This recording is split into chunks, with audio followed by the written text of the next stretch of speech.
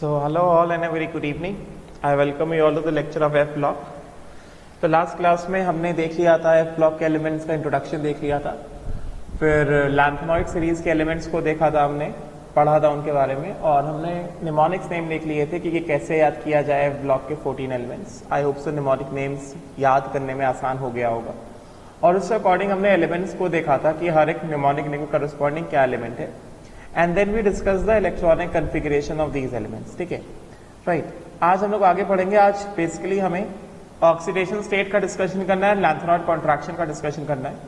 मगर उससे पहले कल जो हमने कुछ चीजें पढ़ी, जैसे हमने यहाँ पे ये सारी चीजें पढ़ी थी कल के क्लास में, इलेक्ट्रॉनिक कॉन्फ़िगरेशन देखा था, राइट। और फिर मैंने बताया था कि इसमें जो है जितना भी लैंथनॉइड्स हैं, इसमें बस ये तीन मेंबर्स हैं, सीरियम, गैडोलिनियम एंड ल्यूटेरियम, जिनके पास क्या है 5d1 का कॉन्फ़िगरेशन है।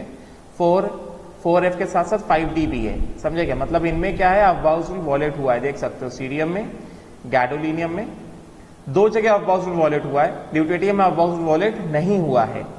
मगर अगर इनके पास 5d है, that does not means they do not belong to f block. ये एफ ब्लॉक को ही बिलोंग करते हैं। इनमें लास्ट इलेक्ट्रॉन, जैसे सीरियम में लास्ट इलेक्ट्रॉन 4f में गया, उसी तरह गैडोलिनियम में भी लास्ट इलेक्ट्रॉन 4f में ही गया है। ठीक है, लास्ट इलेक्ट्रॉन 4f में गया है, और 4f7 से, यूरोपियम 4f7 से 4f8 क्यों नहीं हुआ? क्योंकि एक इलेक्ट्रॉन 4f से शिफ्ट कर गया किसमें, 5d में। ये सारी बातों का डिस्कशन मैंने कल किया था। एंड सिमिलरली ल्यूटेरियम में भी लास्ट इलेक्ट्रॉन 4f में गया है। समझे क्या? तो 4f में जाने से पहले 4f, बिकॉज वाइटोबियम क्या था, 4f14 था, 5d 0 था। अभी ल्यूटेरियम में लास्ट इलेक्ट्रॉन 4f में गया है, मगर वो लास्ट इलेक्ट्रॉन एंटर होने से पहले 4f का एक इलेक्ट्रॉन पहले ही शिफ्ट मार गया कहां पे, 5d में। और 4f14 का क्या बन गया, 4f13 बन गया, एंड देन फिर लास्ट इलेक्ट्रॉन आया और 4f14 बना दिया इसको ल्यूटेरियम में। तो ये सारी चीजें मैंने कल बात करी थी, डिस्कशन किया था। ठीक है, अभी इसमें कुछ बातें लिखी हैं ऑक्सीडेशन स्टेट में जाने से पहले, कुछ इसकी बातें जो लिखी हैं उसको पढ़ लेते हैं before you move on to the oxidation state. तो क्या कहा जा रहा है इसमें? ये कहा जा रहा है कि atoms of these elements have electronic configuration with 6s2 being common but with variable occupancy of 4f। हमने देखा है ये इन सब में 6s2 क्या है, इन सब में 6s2 जो है वो कॉमन है, सबके पास 6s2 है, देख सकते हो। They all have 6s2, 6s2 जो है सबके पास है, देख सकते हो। All the 14 elements have 6s2 uniformly field. समझे क्या? मगर 4f का जो ऑक्यूपेंसी है वो कैसा है, वेरिएबल है। 4f1 से 4f14 तक वो वेरिएबल है। बात समझे क्या? देन उसके बाद electronic configuration of lanthanum, anyways lanthanum और डी ब्लॉक का है, एफ ब्लॉक का तो है नहीं, इज इतना 5d1 6s2। It is expected that 14 elements from cerium to atomic number 58 to lutetium atomic number 71 would be formed by adding 1 से लेकर 14 electrons into the 4f level.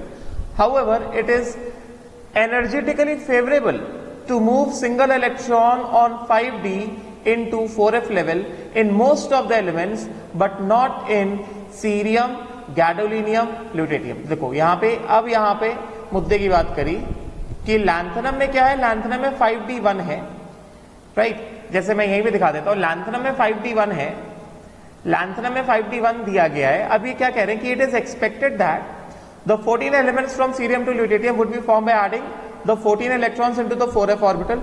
However, it is energetically favorable to move the single electron on 5d. Lanthanum में जो electron 5d में था, लैंथनॉइड्स में जब आए, ये जो 14 एलिमेंट्स जब हम आए, तो क्या कह रहे हैं, it is energetically favourable to move 1 electron in 5d into 4f in most of the elements but not in cerium, gadolinium and lutetium. तो वही चीज कही जा रही है कि लैंथनम में ऑलरेडी अफबाउसुल वॉलेट हो गया था, एक इलेक्ट्रॉन 5d में था। सीरियम, गैडोलिनियम एंड ल्यूटेरियम को छोड़ दो, बाकी सब में ये जो 5d का इलेक्ट्रॉन है, 5d का जो इलेक्ट्रॉन है वो 4f में ट्रांजिशन कर लिया है। सीरियम में 5d का इलेक्ट्रॉन 5d में ही बैठा हुआ है, और लास्ट इलेक्ट्रॉन आया 4f में। ठीक है ना, राइट। प्रेसोडियम में 5d वाला इलेक्ट्रॉन 4f में ट्रांजिशन कर गया, और लास्ट इलेक्ट्रॉन भी आया 4f में, तो 4f3 बन गया। Similarly neodymium, promethium, samarium, europium, इन सब में 5d 0 है, क्योंकि लास्ट वाला इलेक्ट्रॉन 4f में आया है, और जो ऑलरेडी जो 5d में इलेक्ट्रॉन चला गया था अफबाउसुल को वॉलेट करके, वो वापस आ गया किधर, 4f में। तो इन सब में अफबाउसुल वॉलेट नहीं हुआ है। गैडोलिनियम में क्या हुआ है, गैडोलिनियम में क्या हुआ है जो इलेक्ट्रॉन 5d में इधर चला गया था वो इलेक्ट्रॉन 5d में ही बैठा हुआ है एंड 4f में लगातार इलेक्ट्रॉन भरते चले जा रहे हैं। मतलब भाई इसको एक थोड़ा घुमा के कहा गया है, जैसे मैंने कल बताया था ये वाली बात थोड़ी घुमा के कही गई है, मगर मतलब एक ही। उसी तरह ल्यूटेरियम में भी ये 5d का इलेक्ट्रॉन 4f में ट्रांजिशन नहीं किया है, 5d का इलेक्ट्रॉन 5d में बैठा हुआ है और लास्ट इलेक्ट्रॉन कहां जा रहा है, 4f में ही जा रहा है। तो बस इतना ध्यान रखना कि lutetium, gadolinium and cerium last electron 4f में ही जाता है, ये बात मैंने कल क्लियर कर दी थी, समझ गया, राइट। देन उसके बाद in gadolinium and lutetium besides 5d1 4f orbitals are half filled और फुल्ली फिल्ड। जैसे गैडोलिनियम में we have 4f7 5d1 6s2, lutetium में we have 4f14 5d1 6s2। Gadolinium के साथ साथ जैसे हमें दिख रहा है यूरोपियम में भी क्या है, europium is also having what, europium is also having 4f7। So europium and gadolinium have what, have half filled states. Europium and gadolinium have half filled states. Europium and gadolinium have half filled, जबकि वाइटर्बियम and ल्यूटेरियम have 4f14। समझे क्या? तो यहाँ पे हम लोग जो important points लिख रहे थे, तो यहाँ पे हम लिख सकते हैं कि यूरोपियम एंड गैडोलिनियम, ये तो मैंने लिखा था कि यहाँ पे 5d1 वाले मेंबर्स हैविंग 5d1, ये जो मैंने कल बताया था, members having 5d1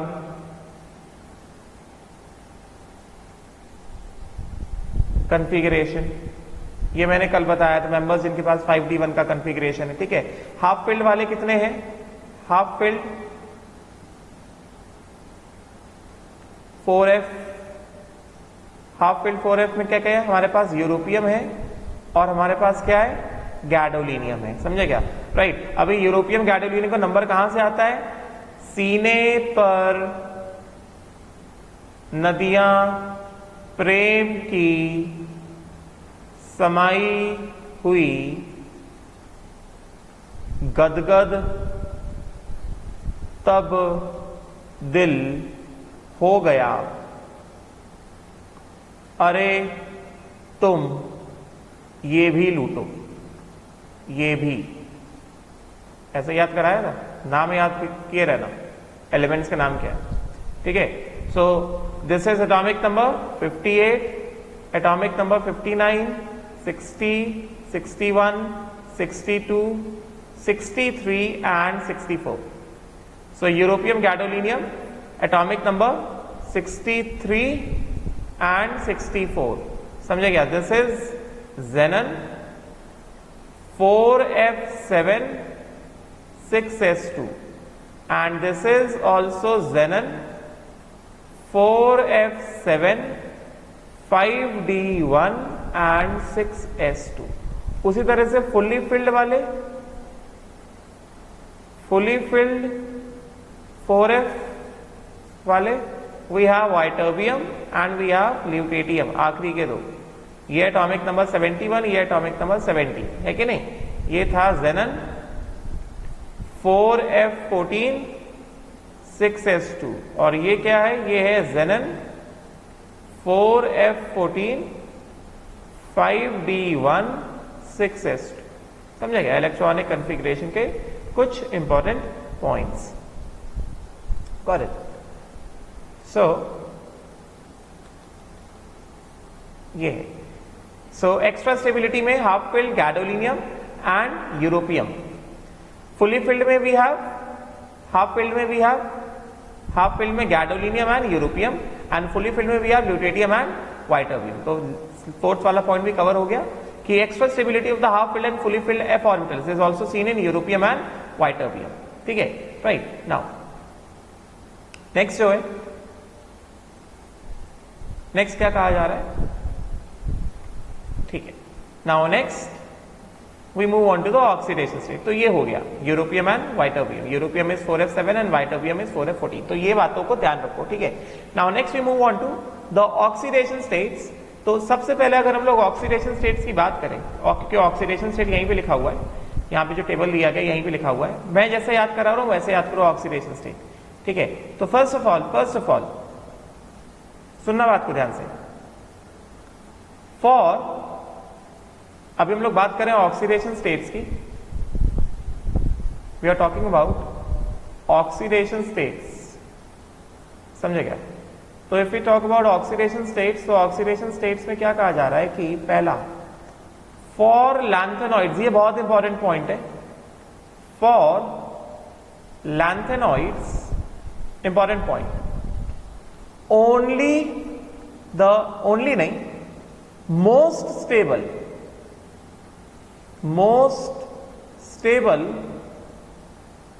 oxidation state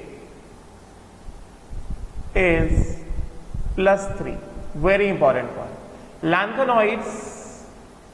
Lanthanoids, cerium atomic number 58 से lutetium atomic number 71.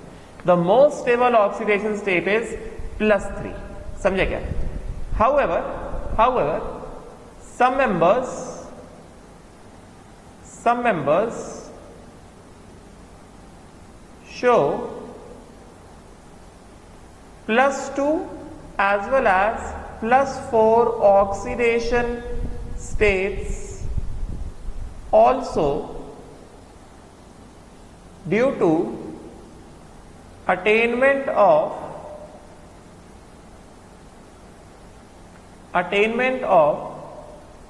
extra stability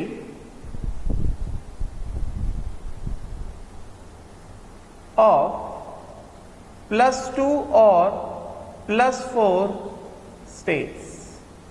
Extra stability in also show +2 या +4 oxidation state due to attainment of extra stability of 4F7 or 4F14 in +2 or +4 states. मगर फिर भी lanthanoid cation M+2 will be oxidized to more stable F+3. ये चीज थोड़ी सी ध्यान रखने वाली चीज है कि लैंथेनॉइड्स के लिए जो मोस्ट स्टेबल ऑक्सीडेशन स्टेट है, कई मान लो कुछ ऑक्सीडेशन स्टेट्स हैं मगर उनमें से जो मोस्ट स्टेबल, अगर कोई M+2 में भी है because of extra stability 4F7, M+2 stable due to 4F7 और 4F14 की वजह से M+2 दिखा रहा है, तो उस केस में भी ये जो M+2 है ये ऑक्सीडाइज हो जाएगा M+3 में most stable and most common. M+2 will be oxidize to. उसी तरह से कोई सा भी कैटायन अगर M+4 का ऑक्सीडेशन स्टेट दिखा रहा है, कोई कैटायन अगर M+4 का ऑक्सीडेशन स्टेट दिखा रहा है, any cation is showing M+4 oxidation state of M+4 अगर दिखा रहा है, if it is showing the oxidation state of M+4 due to attainment of extra stability of 4F7 और 4F14, then this will be reduced to more stable M+3, more stable. तो lanthanoids के लिए most common and most stable oxidation state is +3. इस वजह से वो lanthanoids जो +2 oxidation state में एग्जिस्ट कर लेते हैं, मैंने क्या कहा, वो लैंथेनॉइड्स जो +2 ऑक्सीडेशन स्टेट में एग्जिस्ट कर लेते हैं वो ऑक्सीडाइज हो जाएंगे किसमें, +3 में. इस वजह से कोई भी लैंथेनॉइड का कैटायन अगर +2 ऑक्सीडेशन स्टेट में फुली फिल्ड या हाफ फिल्ड 4F की वजह से स्टेबल है, क्योंकि वो ऑक्सीडाइज हो रहा है M+3 में, इस वजह से M+2 का cation will act as reducing agent, will act as reducing agent. उसी तरह से कोई लैंथेनॉइड का कैटायन अगर +3 के अलावा +4 में भी एग्जिस्ट करता है, थोड़ा बहुत स्टेबिलिटी ले लेता है ड्यू टू हाफ फिल्ड या fully filled 4F, but still it will be, this +4 will be reduced to more stable M+3 and thus M+4 cation will act as oxidizing agent.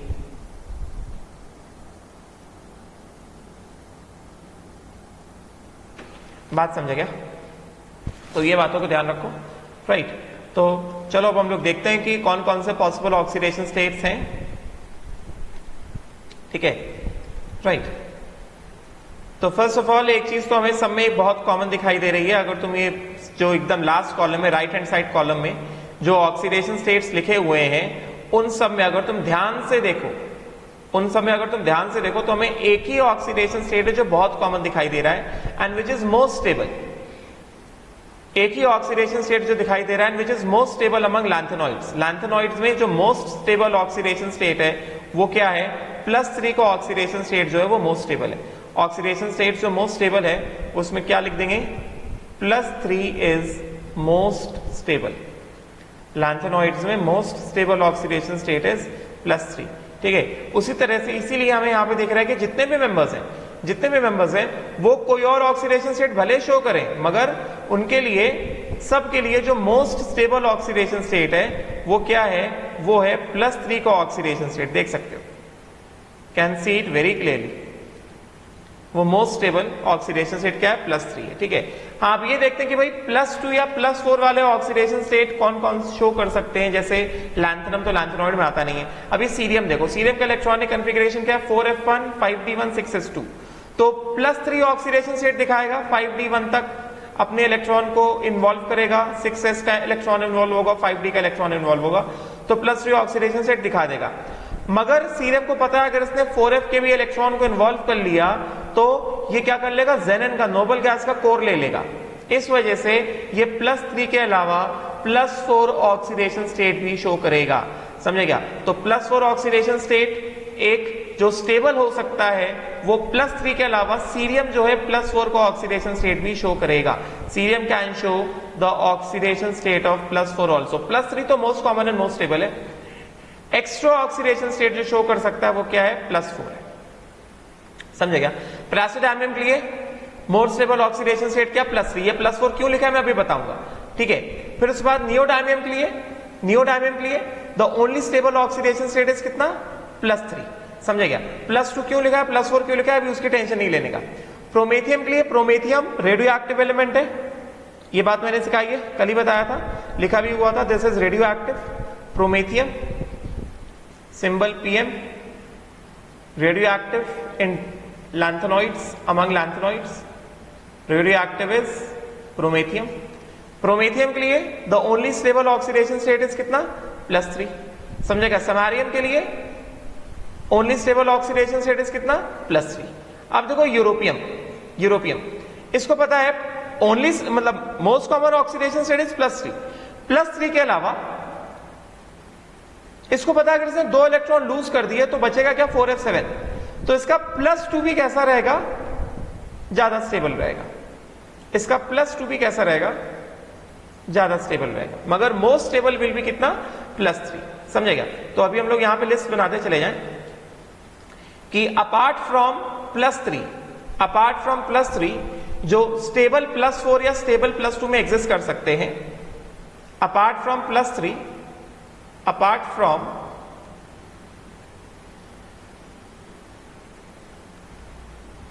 +3, those which can show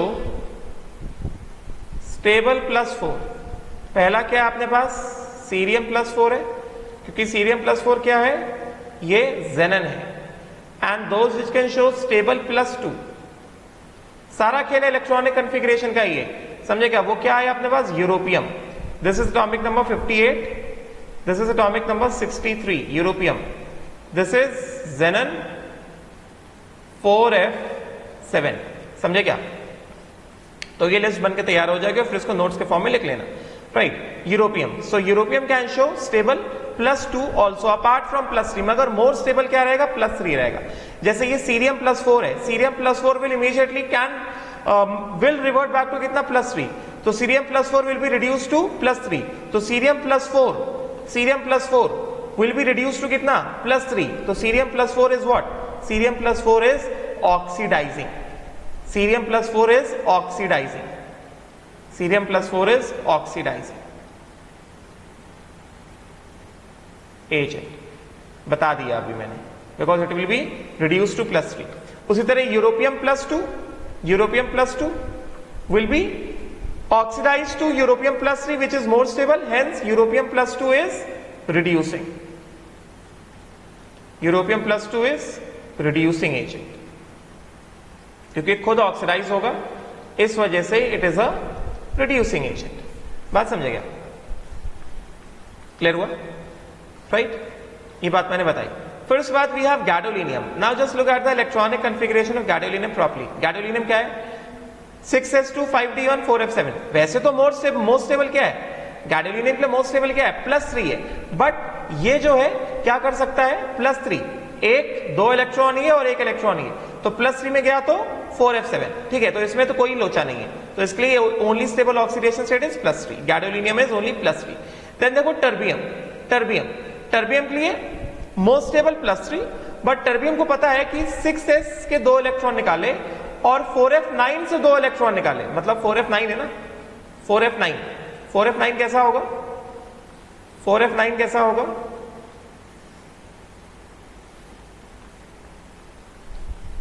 one 2 3 4 5 6 and 7, तो 1 2 3 4 5 6 7 8 9, ये 4f है, this is 4f, this is 4f and then this is 6s2। तो 6s2 से 2 electron निकलेंगे और ये जो paired वाले हैं, पहले पेयर में से 1 इलेक्ट्रॉन जाएगा तो +3 हो जाएगा, समझे क्या? और फिर 1 इलेक्ट्रॉन ये और चला जाएगा और ये +4 हो जाएगा। +4 हो गया तो क्या बन जाएगा? 4f7 बन जाएगा, समझे क्या? इस वजह से टर्बियम जो है दिस कैन शो +4। एक तो +3 तो मोस्ट स्टेबल, मगर +3 के अलावा ये +4 भी शो कर सकता है। Terbium can show +4 oxidation state also. Terbium भी +4 ऑक्सीडेशन स्टेट को शो कर सकता है, समझे क्या? तो +4 ऑक्सीडेशन स्टेट में स्टेबल ऑक्सीडेशन स्टेट जिसका +4 होता है, उसमें हम लोग ये भी लिख सकते हैं टर्बियम टीबी, है कि नहीं? Right, terbium. So this is atomic number कितना? 65 +4, तो ये कितना हो गया? ये हो गया xenon 4f7।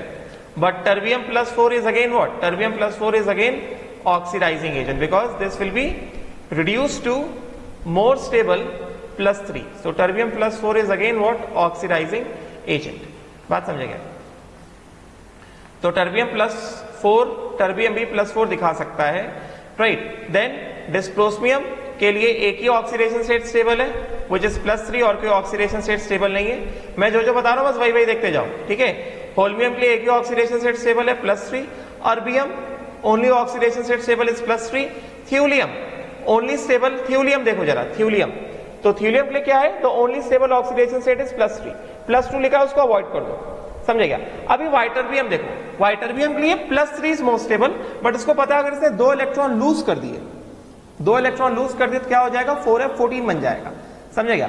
तो ytterbium can show +2 also, ytterbium can show +2 also. Ytterbium जो है +2 भी शो कर सकता है, एंड वाइटर्बियम +2 में Yb +2 के फॉर्म में कैसा रहेगा?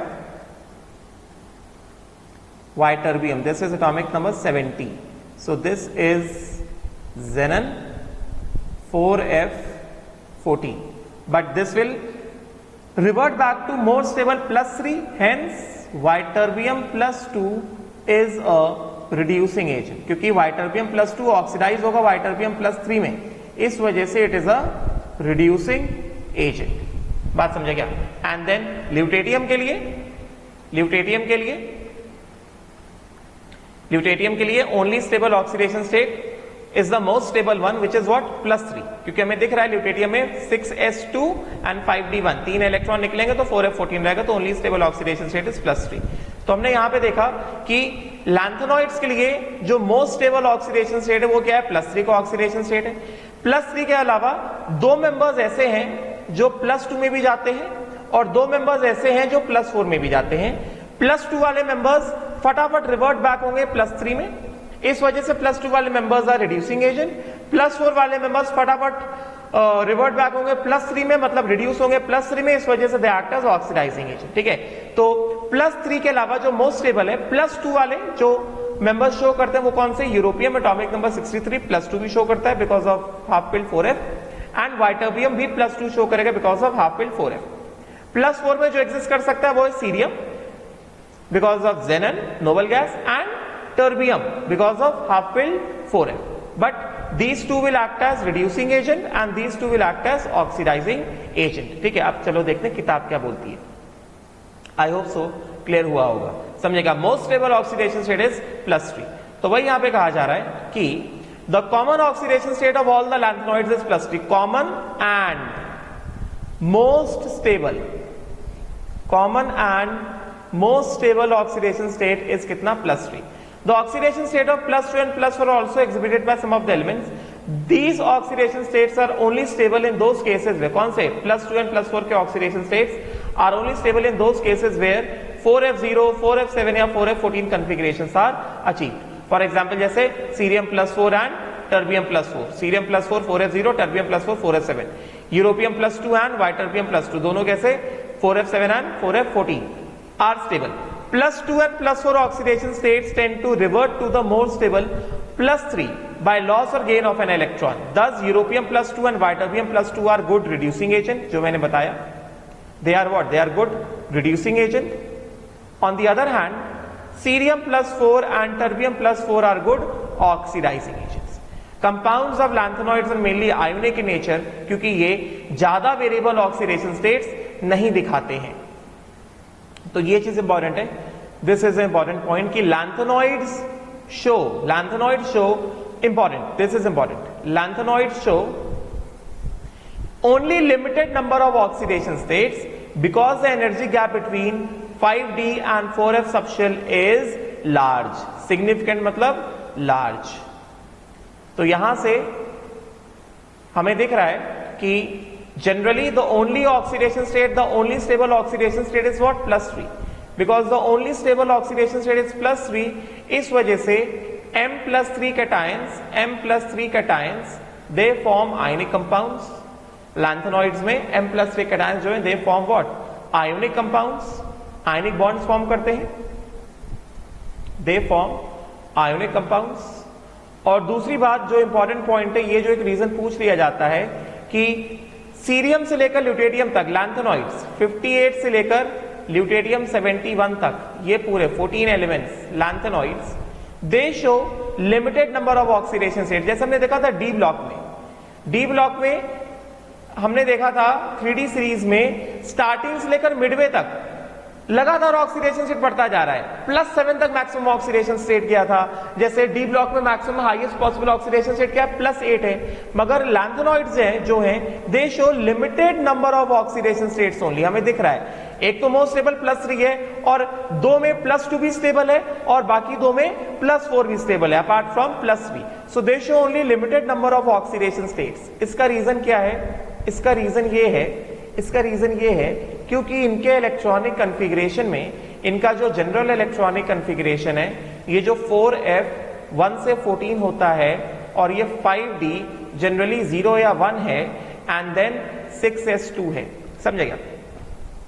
रीजन ये है कि ये दोनों जो हैं they lie much outside, 6s2 and 5d lie much outside, मतलब काफी बाहर की तरफ है ये। 5d and 6s they lie much outside, ये काफी बाहर की तरफ है। इस वजह से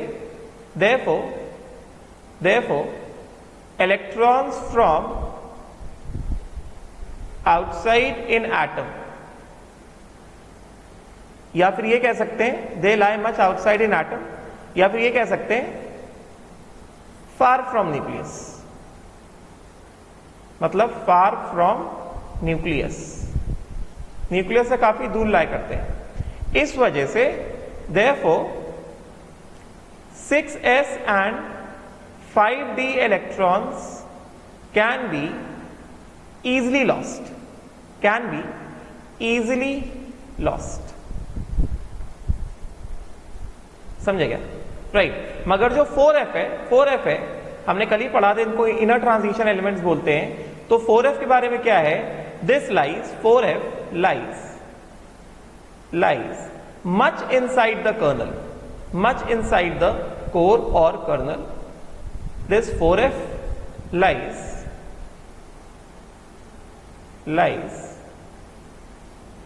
much inside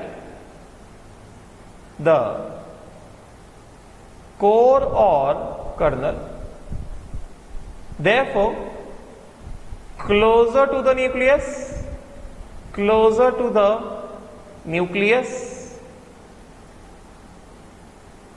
and held strongly। 4f वाले electrons they are held strongly. Therefore, इस वजह से so at the most only 1 or 2 electrons of 4f can participate in bonding,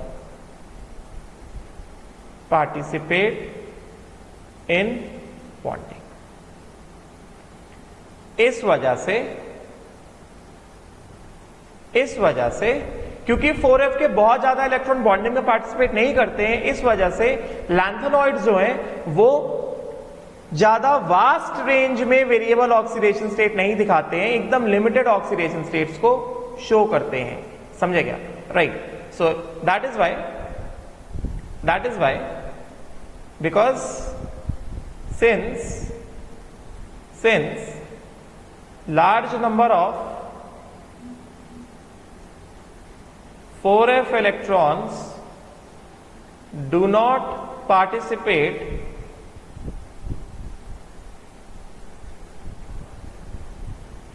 in bonding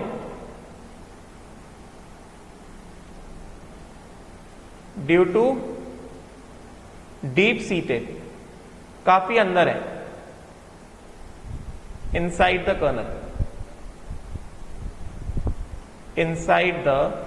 kernel, समझे क्या? सो लैंथेनॉइड्स, इंपॉर्टेंट पॉइंट है, ये पूछते हैं, show only limited oxidation states, they show only limited oxidation states। +3 के साथ साथ +2 और and +3 के साथ साथ +2 +3 या +4, +3 +4 या +2 +3। समझे क्या? ये रीजन है इसका, बात समझे क्या? कि why they show limited number of oxidation states. ठीक है, right. So this is important. ये जो मैंने रीजन लिखा है, ये रीजन जो है ये इंपॉर्टेंट है, इसको पढ़ सकते हो, देख सकते हो, राइट। तो ये रीजन जो है काफी ज्यादा इंपॉर्टेंट है।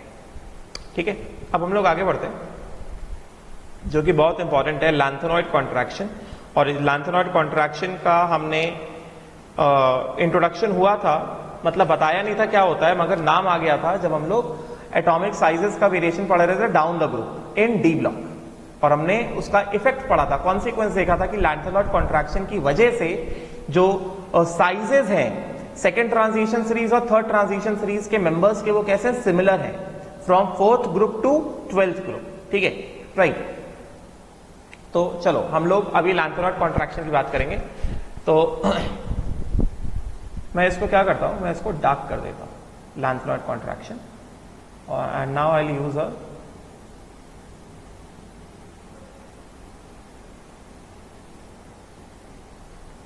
ठीक, चलो लैंथेनॉइड कॉन्ट्रैक्शन।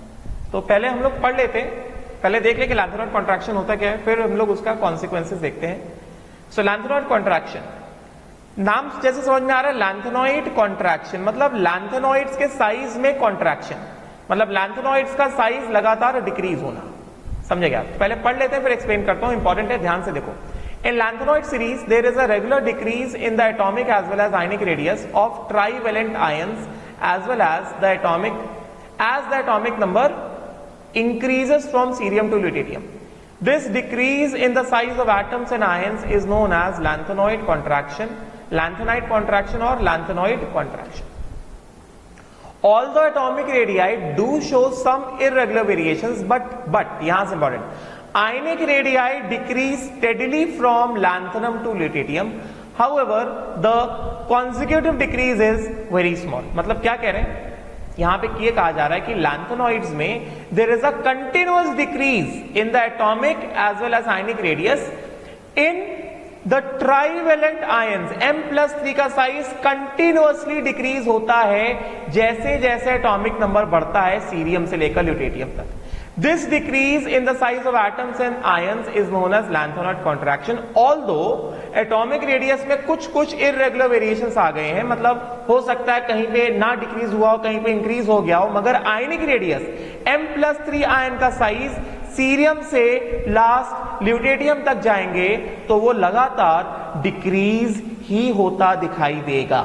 समझे क्या? तो पहले हम लोग इसमें एक कॉमन ऑब्जर्वेशन के हिसाब से हम एक चीज देख लेते हैं. यहां पे क्या कहा जा रहा है? यहां पे ये कहा जा रहा है कि लैंथनम तो एनीवेज लैंथनम तो है ही नहीं, लैंथनॉइड का पार्ट तो है ही नहीं, तो लैंथनम को तो हटा दो. सीरियम चलो आ गया है तो इंक्लूड कर लेते हैं, मगर ये बात ध्यान रखो लैंथनम जो है लैंथनॉइड्स का पार्ट नहीं है, एफ ब्लॉक का पार्ट नहीं है, वो डी ब्लॉक का पार्ट है. ठीक है, राइट. तो चलो देखो अभी हम लोग पहले क्लियर डिपिक्शन देखते हैं लैंथेनॉइड कॉन्ट्रैक्शन का M+3 cations. The size of M+3 cations, एकदम सिंपल वर्ड्स में मैं लिख के बताता हूं, सिंपल वर्ड्स में लिख के बताता हूं कि साइज ऑफ, एकदम सिंपल वर्ड्स में लिख रहा हूं, size of M+3 cations, size of M+3 cations decreases regularly. क्या? हाँ ठीक, decreases regularly या decreases regularly थोड़ा गलत हो जाएगा, continuously decreases या contracts, continuously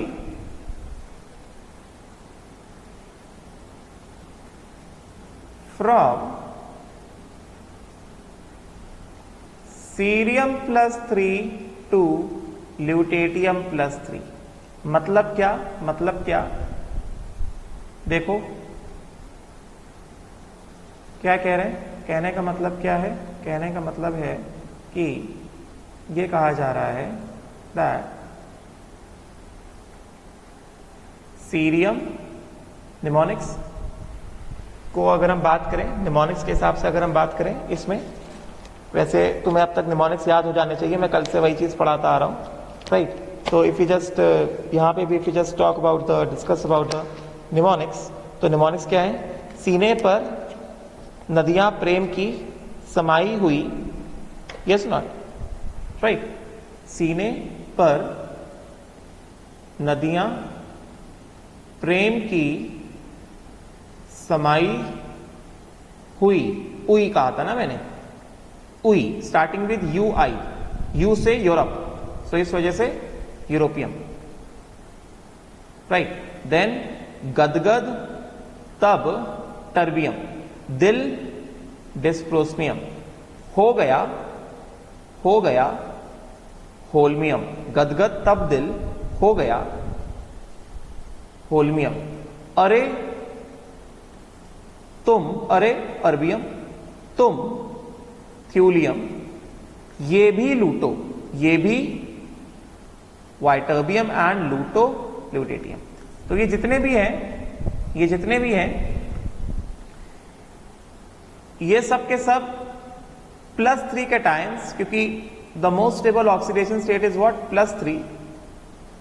और ये क्या कहा जा रहा है कि जो +3 कैटायंस हैं इनका जो साइज है वो लगातार क्या हो रहा है? कॉन्ट्रैक्ट होता है. अभी रीजन बताऊंगा. इनका साइज जो है वो लगातार कॉन्ट्रैक्ट होता है फ्रॉम सीरियम से लेकर ल्यूटेटियम तक, इस तरह से size decreases continuously, continuously size में डिक्रीज आता है। ये निमोनिक्स याद करना बहुत जरूरी है, बिकॉज लैंथेनॉइड के बहुत सारे क्वेश्चन, लगभग सभी क्वेश्चन निमोनिक याद होने से ही सही होते हैं, निमोनिक याद नहीं है तो सही नहीं होते हैं।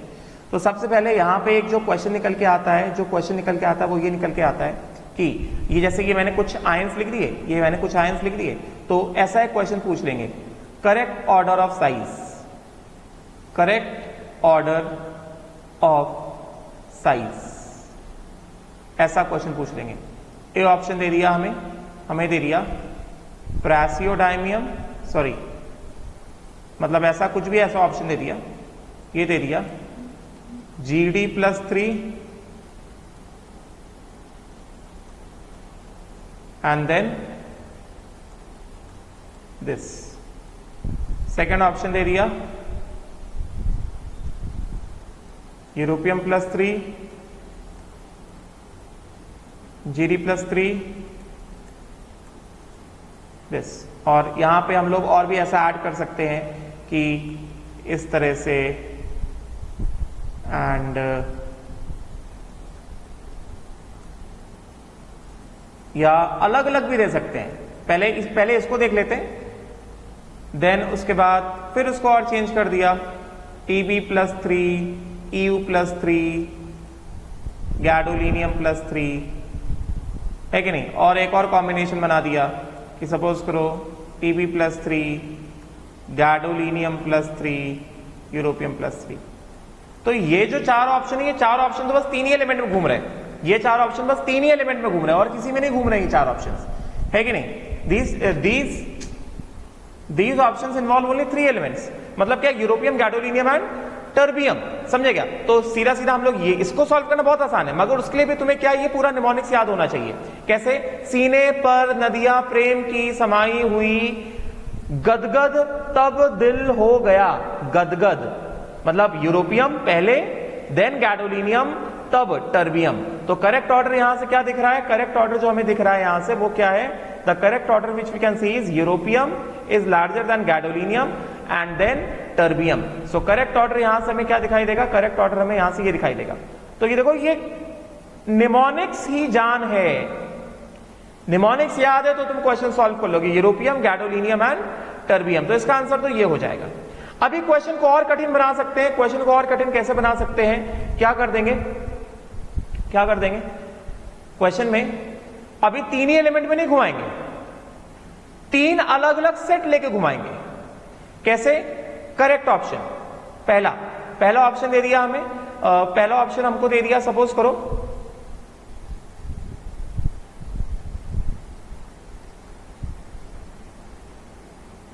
साइज, सेकेंड ऑप्शन हमें दे दिया इस तरह से लैंथेनॉइड्स के बारे में, थर्ड ऑप्शन हमें दे दिया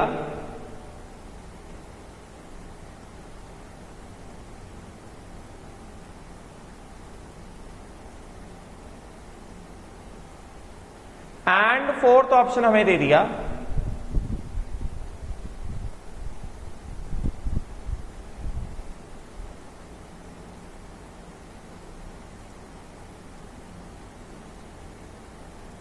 ये।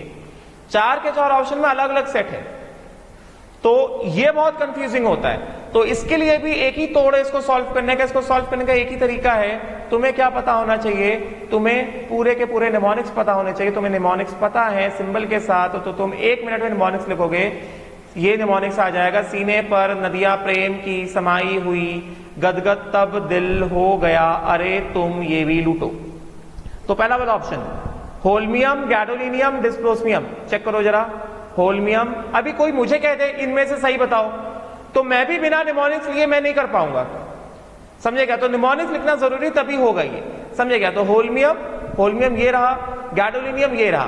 तो गैडोलिनियम पहले ना, तो ये तो क्या हो गया, ये तो गलत हो गया, ये वाला ऑप्शन तो गलत हो गया, समझेगा, राइट। उसी तरह से अगला वाला अर्बियम, प्रेसिडामियम एंड प्रोमेथियम।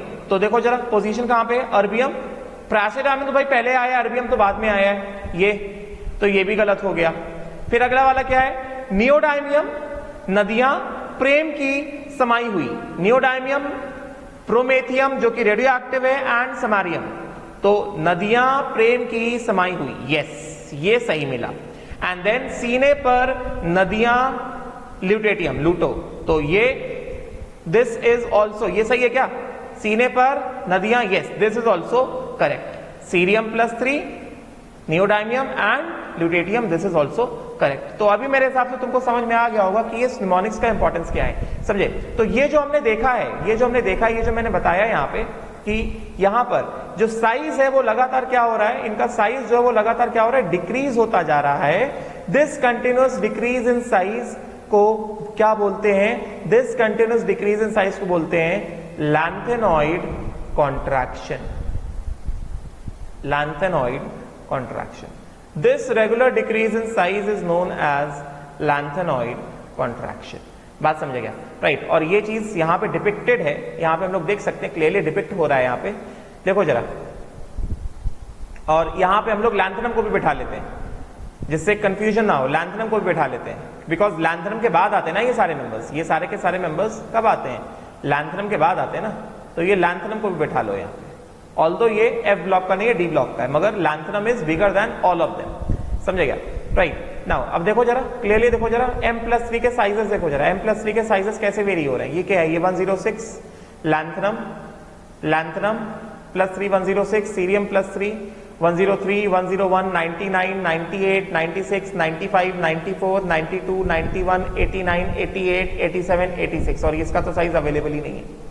मतलब साइज में क्या हो रहा है, लगातार क्या आ रहा है, लगातार यहां पे साइज में डिक्रीज आ रहा है, समझे क्या, दिस इज लैंथेनॉइड कॉन्ट्रैक्शन। अच्छा, अब यहां पे ये बात कही थी, यहां पे ये बात कही थी कि ये जो डिक्रीज है, this decrease in the size of atoms और ions known as lanthanoid contraction, although भी कहा है, although atomic radii do not do show some irregular variations but ionic radius decrease steadily from lanthanum to lutetium। तो यहां पे क्या कह रहे हैं, एटॉमिक रेडियस, लैंथेनॉइड एटम्स का साइज भी है, जैसे +3 आयंस का साइज लगातार डिक्रीज हो रहा है, उसी तरह लैंथेनॉइड एटम्स का साइज भी लगातार डिक्रीज होगा, मगर उसमें कुछ इररेगुलर वेरिएशंस हैं। इररेगुलर वेरिएशन देखो कैसे, जैसे लैंथेनम तो डी ब्लॉक का है, सीरियम डिक्रीज, प्रेसिडामियम लैंथेनम से सीरियम डिक्रीज, सीरियम से प्रेसिडामियम डिक्रीज, प्रेसिडामियम से नियोडामियम डिक्रीज, नियोडामियम से प्रोमेथियम लगभग सेम, ठीक है, प्रोमेथियम से समारियम डिक्रीज, समारियम से यूरोपियम इंक्रीज। ये पूछ लेते हैं, ये एटॉमिक साइज पूछ लेते हैं, एटॉमिक साइज पूछ लेते हैं, समझे क्या। यूरोपियम, अगर तुम देखो यूरोपियम को सेट करो तो लैंथनम से लेकर के ल्यूटेडियम तक सबसे बड़ा क्या है, सबसे बड़ा है यूरोपियम, साइज के मामले में सबसे बड़ा है यूरोपियम एटम के साइज में। देन समारियम एंड गैडोलिनियम भी same size, terbium, dysprosium, holmium, erbium, thulium, ytterbium and lutetium, size लगातार क्या हो रहा है, डिक्रीज हो रहा है। तो अगर हमें एटॉमिक रेडियाई का वेरिएशन की बात करनी होगी, अगर हमें एटॉमिक रेडियस के वेरिएशन की बात करनी होगी, तो एटॉमिक रेडियस के वेरिएशन में हम क्या बात करेंगे, एकदम क्लियर सिंपल बात हम करने वाले हैं। हमें दो जगह दिखा है साइजेस सेम है। पहली बात, सबसे बड़ा साइज किसका है, सबसे बड़ा साइज तो है यूरोपियम का, सबसे बड़ा साइज यूरोपियम का है एटॉमिक में, एटॉमिक साइज में। देन फिर लैंथनम है, देन फिर सीरियम है, देन प्रेसिडामियम है। सीने पर नदियां प्रेम की, नियोडामियम एंड प्रोमेथियम लगभग एक बराबर। सीने पर नदियां प्रेम की समाई हुई, समाई हुई, यूरोपियन पहले लिख दिया। समारियम एंड समाई हुई, गदगद, समारियम एंड गैडोलिनियम लगभग सेम है, समारियम एंड गैडोलिनियम लगभग सेम है। गदगद तब दिल, टर्बियम दिल, डिस्प्रोस्मियम हो गया, हो गया, हो गया, अरे अर्बियम तुम, थ्यूलियम ये भी, वाइटर्बियम एंड लूटो, ल्यूटेटियम, लूटो, समझेगा। तो ये क्या है कि वेरिएशन ऑफ एटॉमिक साइजेस है। जैसे कहा था कि कुछ थोड़े बहुत इरेगुलरिटीज हैं, तो variation of atomic sizes of lanthanoids के एटॉमिक साइजेस का ये वेरिएशन है। समझे क्या? बस ये देख लो कि लैंथेनॉइड में सबसे बड़ा क्या है? यूरोपियम है। सेम साइज वाले नियोडायमियम एंड प्रोमेथियम, प्रोमेथियम जो कि रेडियो एक्टिव होता है।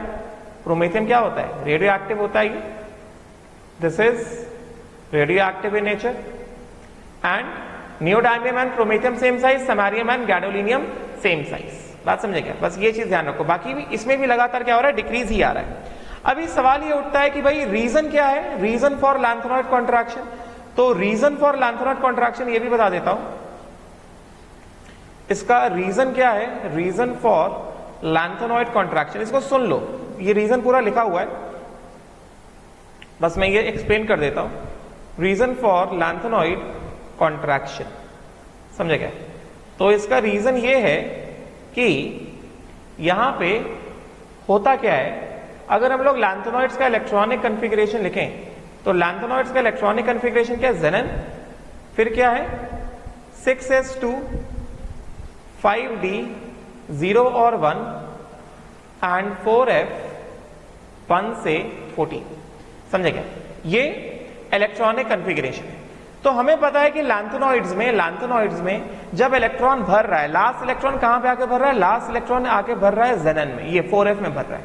समझे क्या? और ये तो क्या है? ये, और यहां पे क्या है? यहां पे न्यूक्लियस है। यहां पे क्या है? यहां पे न्यूक्लियस है, पॉजिटिवली चार्ज्ड ऐसा न्यूक्लियस, और ये शेल्स है। ठीक है ना? न्यूक्लियस, शेल्स, ठीक है, राइट। तो इलेक्ट्रॉन कहां पे आके भर रहा है? इलेक्ट्रॉन आके भर रहा है 4f में। तो वैलेंस शेल और न्यूक्लियस के बीच में जो इलेक्ट्रॉन्स इंक्रीज हो रहे हैं वो कहां पे इंक्रीज हो रहे हैं? 4f में इंक्रीज हो रहे हैं। 4f का हमें पता है कैसा होता है? डिफ्यूज शेप होता है। 4f has got diffuse shape and thus 4f offers poor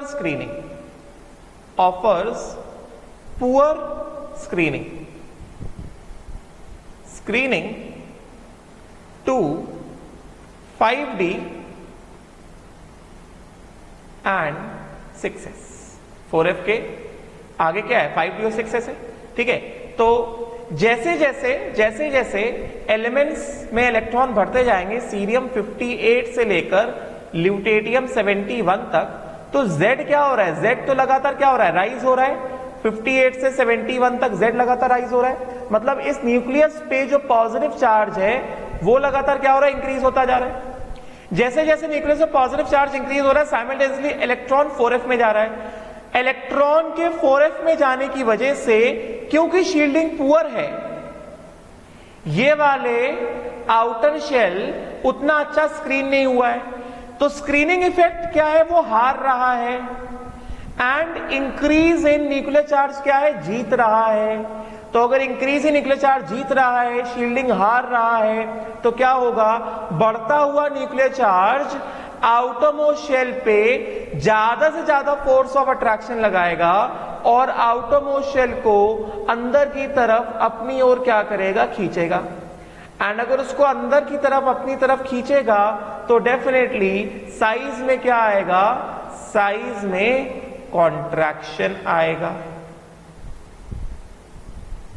इस वजह से लैंथेनॉइड्स का जो साइज है वो लगातार क्या होता है? वो डिक्रीज होता जाता है। बात समझे क्या? राइट। तो चलो इसको देखते हैं कि यहां पे किताब में क्या रीजन लिखा हुआ है। लेट अस सी कि what is the reason which is given for lanthanoid contraction. Reason for lanthanoid contraction, ठीक है, तो इसको ये देख लेते हैं कि क्या रीजन कोट कर रहे हैं। कॉज ऑफ लैंथेनॉइड कॉन्ट्रैक्शन, ठीक है, तो इसमें क्या बता रहे हैं कि इसका कॉज क्या है, क्या वजह है लैंथेनॉइड कॉन्ट्रैक्शन की। As we proceed from one element to next element in the lanthanoid series, the nuclear charge, that means atomic number, increases by 1 unit and the addition of 1 electron occurs at the same time in 4f। मतलब जैसे जैसे 58 से 71 की तरफ जा रहे हैं, Z क्या हो रहा है, बढ़ता जा रहा है, एंड इलेक्ट्रॉन कहां पे घुस रहा है, 4f में घुस रहा है, एंटर कर रहा है, ठीक है। On account of very diffuse shapes of f orbitals the 4f electrons shield each other quite poorly from the nuclear charge. दस देखो शील्डिंग खराब है, जैसे जैसे Z बढ़ रहा है वैसे वैसे इलेक्ट्रॉन्स भी बढ़ रहे हैं, मगर बढ़ने वाले इलेक्ट्रॉन्स की शील्डिंग कैसा खराब है, तो जीतेगा क्या, जीतेगा न्यूक्लियर इफेक्ट। दस the effect of nuclear charge increase is somewhat more than the changing or the poor shielding effect. This brings the valence shell nearer to the nucleus and hence the size of atom or ion goes on decreasing as we move in the series. समझे क्या? तो ये जो reason है, this is reason for lanthanoid contraction and it is important. This is the reason for lanthanoid contraction, reason for, I hope से समझ में आ गया होगा, मैंने एक्सप्लेन कर दिया। It is a reason for lanthanoid contraction and it is important, समझ में आ गया होगा, राइट। तो क्या कह रहे हैं, ये कहा जा रहा है कि द सम ऑफ, अब ये देखो कैसे मेजर किया जाता है लैंथेनॉइड कॉन्ट्रैक्शन को, the sum of successive reductions is equal to the total lanthanoid contraction. The sum of successive reductions is equal to the total lanthanoid contraction. Total जो reduction हुआ है, जितना भी successive reduction जितना जितना हो गया है, तो total lanthanoid contraction कितना हो गया, sum of successive reductions। तो successive reductions कितने हो गए, उन सबको sum कर दो, पता चल जाएगा कि साइज कितना डिक्रीज हो गया। sum of successive reduction मतलब क्या, मतलब क्या, मतलब टोटल रिडक्शन ना, यहां से लेकर यहां तक आया, डिक्रीज कितना हुआ, 2 का हुआ, यहां से लेकर यहां तक डिक्रीज 2 का हुआ, डिक्रीज कितना 1 का हुआ, यहां पे भी डिक्रीज 2 का हुआ, ये डिक्रीज 1 का हुआ, ये डिक्रीज 1 का हुआ, ये डिक्रीज 2 का हुआ, ये डिक्रीज 1 का हुआ, ये डिक्रीज 2 का हुआ, ये डिक्रीज 1 का हुआ, ये डिक्रीज 1 का हुआ, और ये भी डिक्रीज कितना हो गया, ये भी डिक्रीज कितना हो गया, ये 1 का हो गया। ऐड कर दो, 2 2 4, 1 5, 2 7, 1 8, 1 9, 2 11, 12, 14, 15, 16, 17, तो टोटल डिक्रीज कितना आया, टोटल लैंथेनॉइड कॉन्ट्रैक्शन कितना आया, 17 पिकोमीटर्स का लैंथेनॉइड कॉन्ट्रैक्शन आया है, समझे क्या, 17 picometres contraction of lanthanoid, contraction of lanthanoid contraction from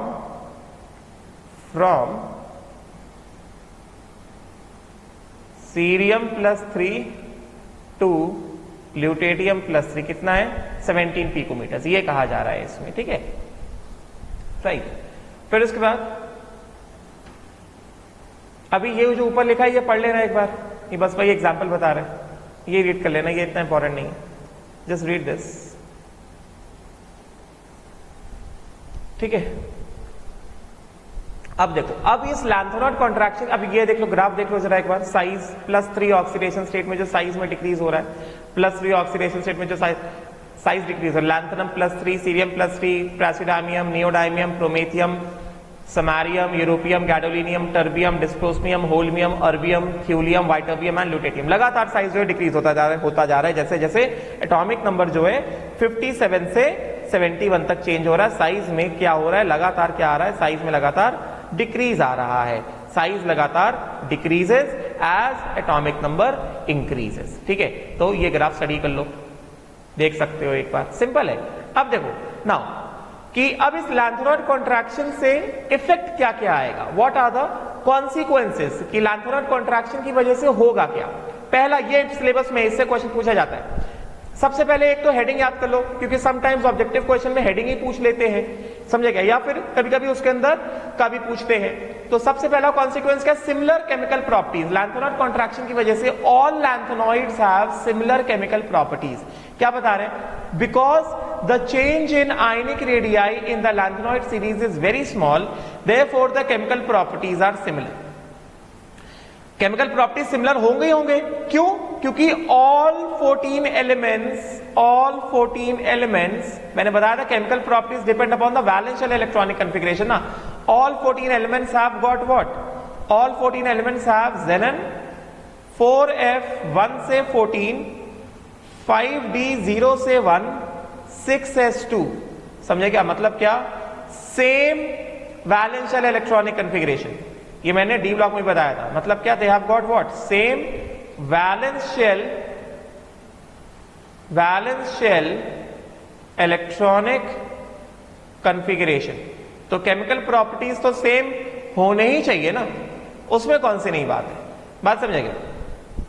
Therefore, because of similar chemical properties, ये बहुत इंपॉर्टेंट है, यहां से क्वेश्चन पूछा जाता है कि आखिर ऐसा क्यों होता है कि लैंथेनॉइड्स को हम लोग आसानी से सेपरेट नहीं कर सकते हैं? क्योंकि उनका केमिकल प्रॉपर्टी सिमिलर होता है। इस वजह से प्योर स्टेट में it becomes very difficult to separate these elements in the pure state.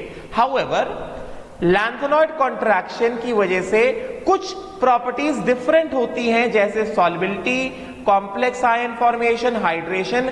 और इन डिफरेंसेस, क्या क्या डिफरेंसेस को यूज करते हैं? Solubility, complex ion formation and hydration जैसे डिफरेंसेस को यूज करते हैं, which help in the separation of lanthanoid elements by fractional crystallisation और एक्सचेंज मेथड्स। समझे क्या? तो पहला कॉन्सिक्वेंस, लैंथेनॉइड कॉन्ट्रैक्शन का पहला कॉन्सिक्वेंस, लैंथेनॉइड्स के केमिकल प्रॉपर्टीज बहुत सिमिलर हो जाते हैं, इस वजह से इनका सेपरेशन बहुत डिफिकल्ट होता है प्योर स्टेट में। और ये एनटीए ने सीधे सीधे पूछा है, some properties are different like solubility, like complex ion formation, like hydration, जिसकी वजह से लैंथेनॉइड्स को आसानी से सेपरेट किया जाता है। ये भी पूछा जाता है कौन कौन से तरीके से सेपरेट कर सकते हैं? हम लोग सेपरेट कर सकते हैं by fractional crystallisation as well as by exchange methods, by using the differences in solubility, by using the differences in complex ion formation, by using the differences in hydration। तो ये आखिरी के 3 लाइन इंपॉर्टेंट है। कैसे separate किया जाता है ये एनटीए ने पूछा है, किसी एक जेई मेन में पूछा है या तो नीट में पूछा है, मगर ये एनटीए ने ही पूछा है। समझे क्या? राइट। तो मैं बताता जा रहा हूं क्या क्या चीजें इंपॉर्टेंट है। बात समझे क्या? राइट। फिर इसके बाद क्योंकि ये भी इंपॉर्टेंट है, ये भी पूछा जाता है, this is also highly important. काला कर दें इसको, बिकॉज अब देखो साइज क्या है, लगातार क्या होता जा रहा है? साइज डिक्रीज होता जा रहा है। तो देखो ध्यान से, हमें पता है कि इनका एक ही ऑक्सीडेशन स्टेट स्टेबल है, वो क्या? +3 का ऑक्सीडेशन स्टेट स्टेबल है। तो इनके हाइड्रोक्साइड कैसे बनेंगे? सीरियम OH होल थ्राइस से ल्यूटेटियम OH होल थ्राइस। समझे क्या? सीरियम +3 से ल्यूटेटियम +3। तो यहां पे हमें क्लियरली दिखाई दे रहा है कि जब हमें हाइड्रोक्साइड्स की बात करेंगे तो सीधा सीधा हमें दिख रहा है कि सीरियम +3 से ल्यूटेटियम +3 की तरफ गए, अगर सीरियम +3 से ल्यूटेटियम +3 की तरफ अगर गए, तो पहली चीज जो हमें दिख रही है, इस ऑर्डर में अगर हम गए तो पहली चीज जो हमें दिख रही है वो क्या है? Size of M+3 decreases, size of M+3 decreases continuously. पहली बात, ये सब के सब क्या है? ये सब के सब आयोनिक हाइड्रोक्साइड्स हैं। मैंने ऑलरेडी बताया कि ये सब के सब क्या करते हैं? ये सब के सब आयनिक कंपाउंड्स बनाते हैं, आयनिक हाइड्रोक्साइड्स। समझे क्या? तो पहली बात, size of M+3 decreases continuously. Size decrease होने की वजह से क्या होगा? द पोलराइजिंग पावर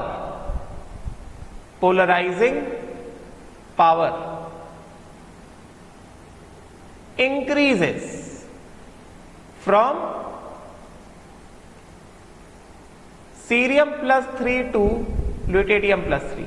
एंड हमें पता है अगर पोलराइजिंग पावर इंक्रीज होगा तो क्या होगा? Ionic character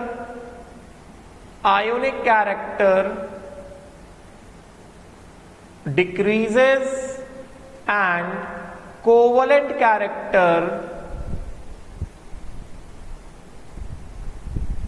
of hydroxide increases, of hydroxides। समझे क्या? increases। एंड अगर कोवलेंट कैरेक्टर इंक्रीज होगा, इसका मतलब क्या? सॉल्युबिलिटी, अगर, क्योंकि मैंने ऑलरेडी पढ़ाया फजांस रूल में, कोवलेंट कैरेक्टर बढ़ेगा तो सॉल्युबिलिटी इन वाटर क्या होगा? घटेगा। And the hydroxides basic nature मैंने ऑलरेडी बताया था, basic nature of hydroxide, basic nature of hydroxides depends on what? Depends on solubility ना। अगर वो पानी में डिसॉल्व होंगे तो अल्कलाइन सोल्यूशन बनाएंगे, पानी में डिसॉल्व नहीं होंगे तो अल्कलाइन सोल्यूशन कैसे बनाएंगे? करेंगे ना। Depends on basic nature of hydroxides, basic nature of hydroxides is directly proportional to क्या? आयोनिक कैरेक्टर ना, directly proportional to what? Ionic character ना। therefore CeOH होल थ्राइस से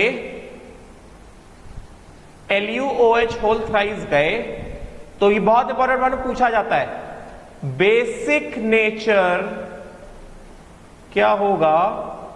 डिक्रीज होगा। The basic nature of hydroxide decreases. समझे क्या? देखो ना, ऐसे रिलेट करो ना। हमने ऑलरेडी क्या पढ़ा था? हमने ग्रुप 1 ग्रुप 2 तो पढ़ ही लिया है ना।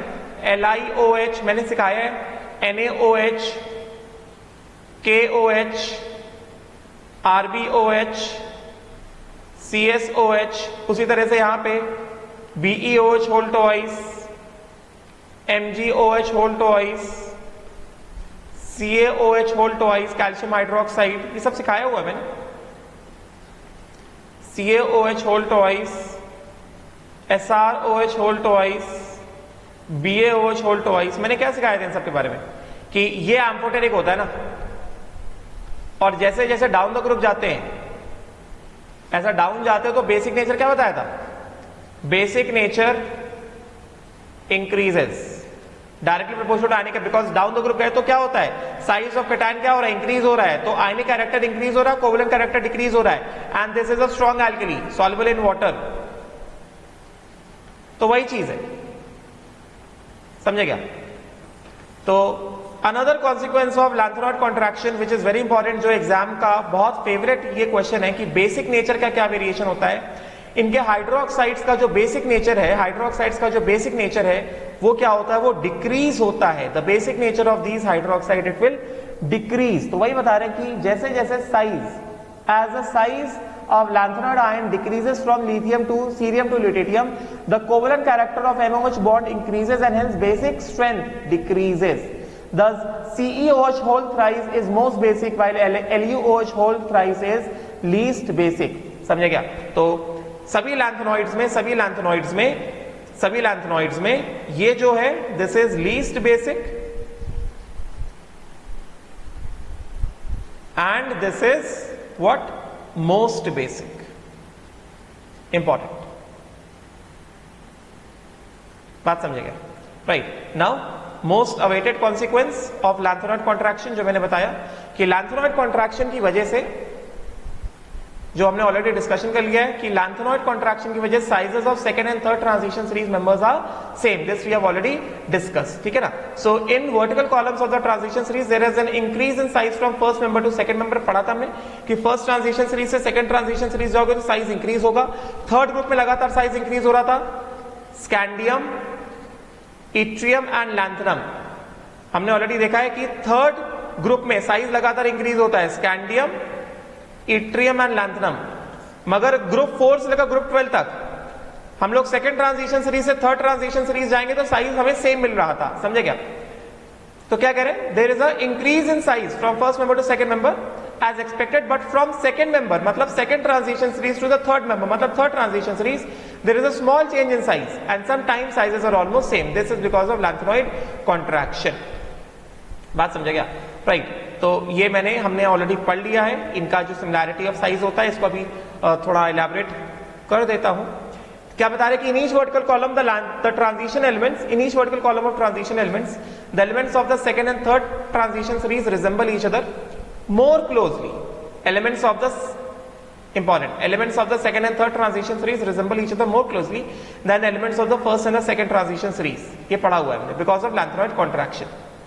So pairs such as zirconium hafnium molybdenum tungsten, generally यही पूछते हैं, zirconium hafnium molybdenum tungsten, niobium tantalum possess almost same properties, समझेगा?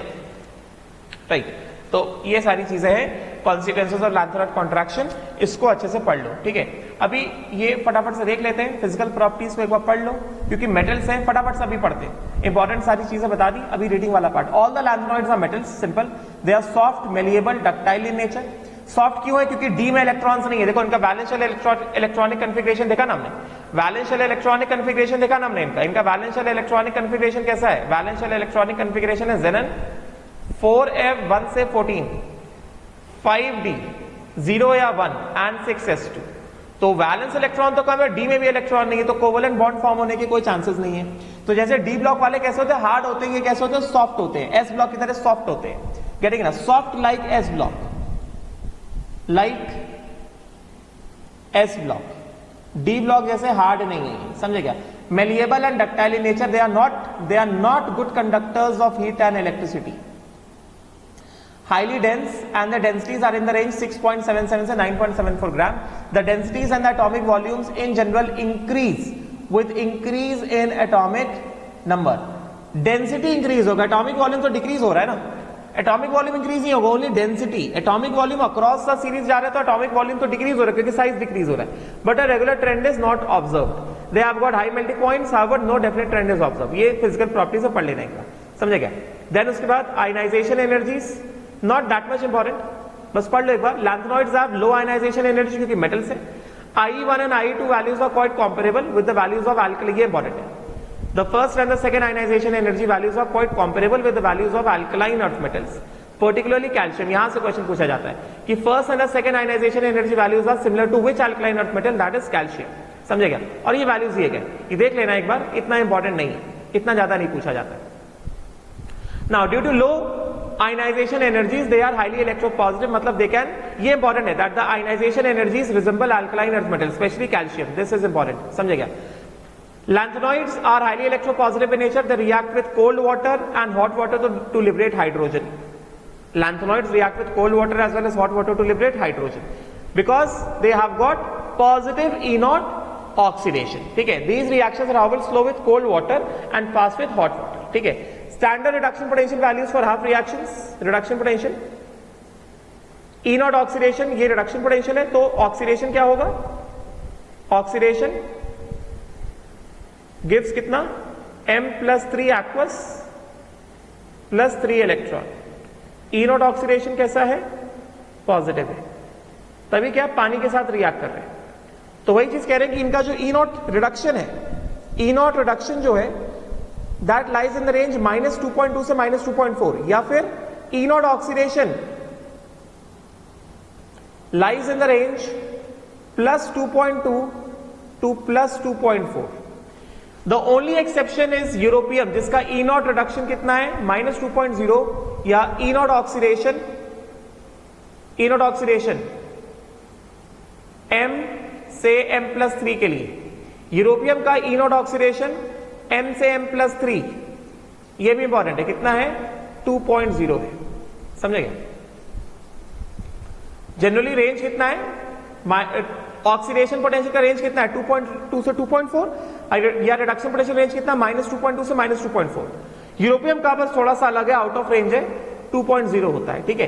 Right, so therefore they are strong reducing agents. The reducing power decreases from lanthanum से lutetium. They are strong reducing agent and ये important है।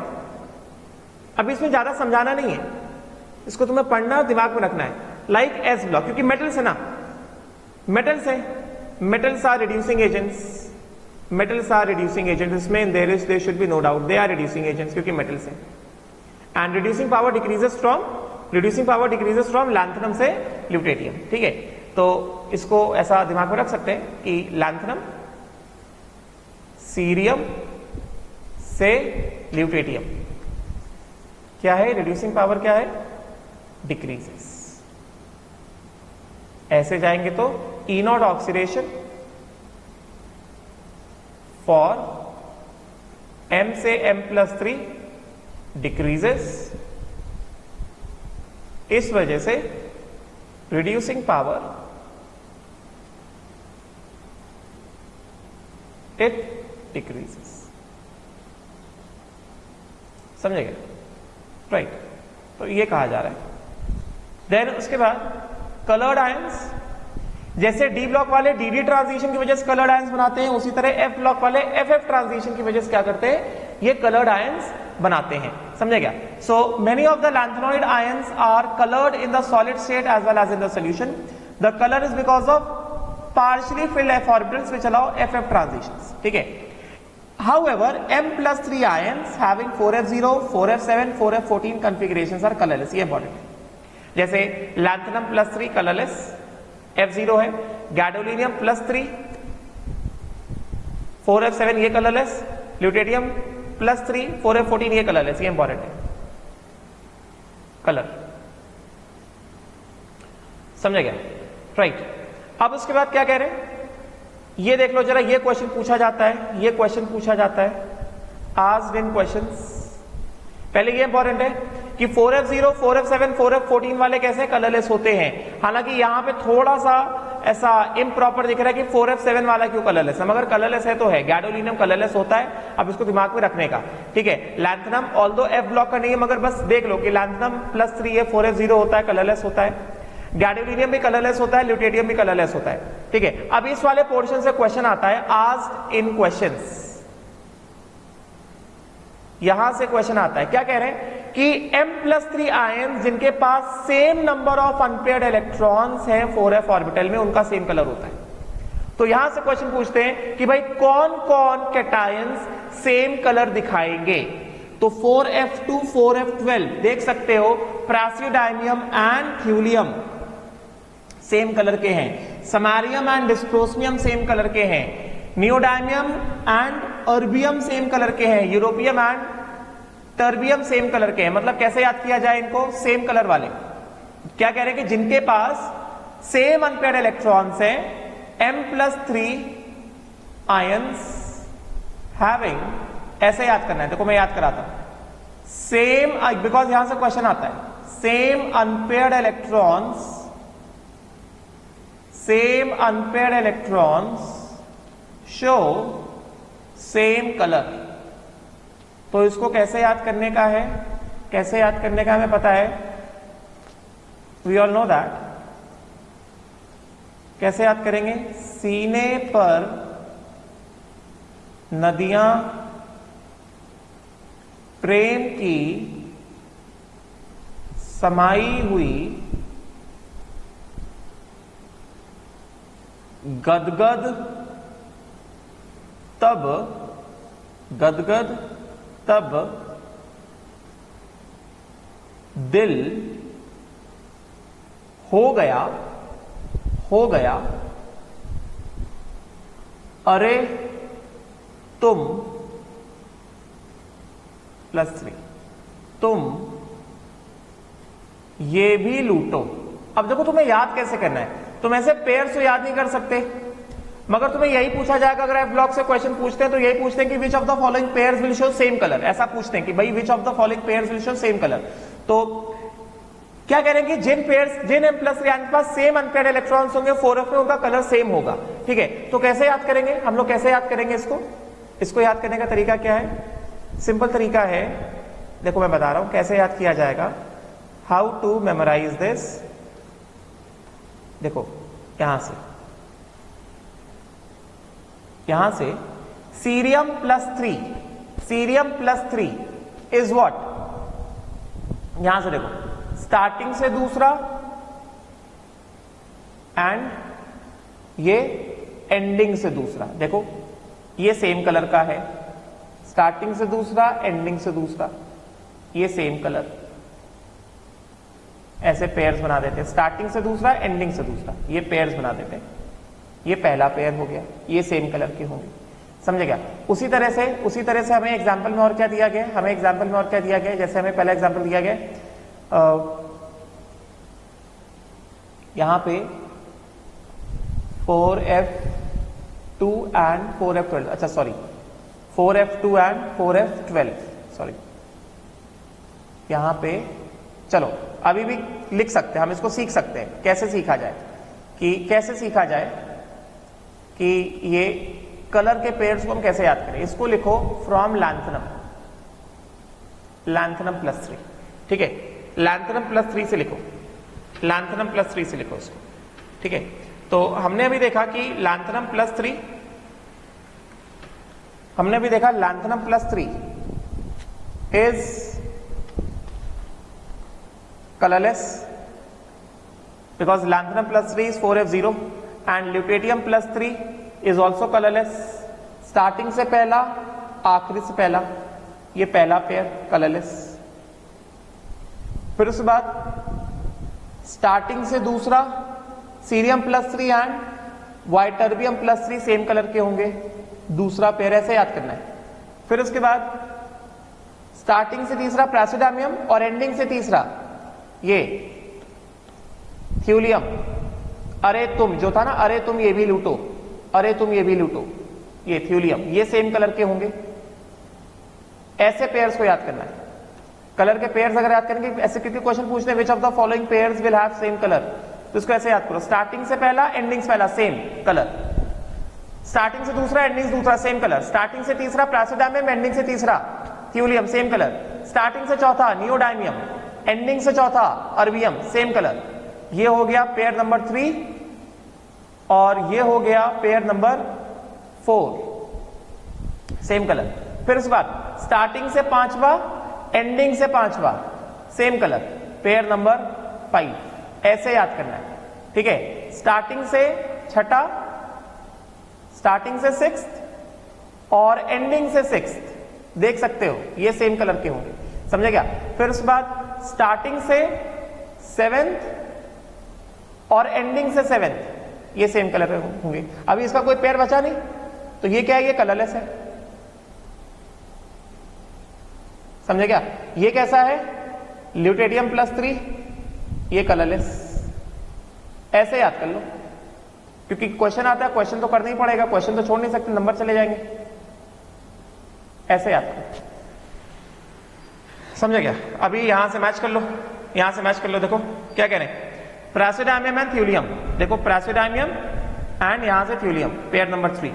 फिर क्या कह रहे हैं, neodymium and erbium, neodymium and erbium, pair number 4। फिर कह रहे हैं समारियम एंड डिस्प्रोस्मियम, क्या कह रहे हैं, samarium pair number 6 and dysprosium pair number 6। Then europium and terbium, europium pair number 7 and pair number 7, ये सेम कलर के होते हैं। ऐसे तुम्हें याद करना है कलर, समझे क्या। इस तरह से याद करोगे तो तकलीफ नहीं आएगी। हाँ, बस इनके कलर देख लो, ये ग्रीन होता है, ये येलो होता है, पिंक होता है, पेल पिंक होता है, ठीक है। The cations namely cerium plus 3, ytterbium plus 3 are colourless in spite of the fact that they have one unpaired f orbital. These exceptions are difficult to explain. देखो फिर भी पेयर वैलिड है, cerium plus 3 and ytterbium plus 3, तो cerium plus 3 and ytterbium plus 3 same pair में आ रहे हैं ना। लैंथनम से लिखा हमने इसको और ल्यूटेडियम तक गए, तो पहला सेकंड पेयर जो बना था cerium plus 3 and ytterbium plus 3, ये भी कैसे हैं, ये भी कलरलेस है, दे आर ऑल्सो कलरलेस। तो कलरलेस वाले, एक तो गैडोलिनियम कलरलेस, इसको कोई पेयर नहीं मिला, ये गैडोलिनियम कलरलेस है। पहला वाला लैंथनम प्लस 3 एंड आखिरी वाला ल्यूटेडियम प्लस 3 कलरलेस है। एंड सीरियम प्लस 3 एंड ये कलरलेस क्यों, क्योंकि ये क्या है, ये 4f0 है। ये कलरलेस क्यों, क्योंकि ये क्या है, 4f14 है। ये कलरलेस क्यों है, 4f7। भैया अब ये कलरलेस क्यों है, इसका कोई रीजन नहीं है, नो रीजन, इसका नो रीजन। उसी तरह से ये क्यों कलरलेस है, ऑल्दो ये सीरियम प्लस 3 कैसा होता है, 4f1 है, और ये कैसा है, वह एक अनपेड इलेक्ट्रॉन, ये कैसा है, 4f13 है, एक अनपेड इलेक्ट्रॉन, मगर ये भी कलरलेस है, क्यों है, उसका कोई रीजन नहीं है।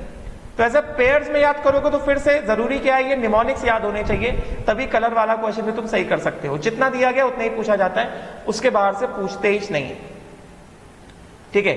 अभी फिर उसके बाद मैग्नेटिक प्रॉपर्टीज देख लो जरा, मैग्नेटिक प्रॉपर्टीज में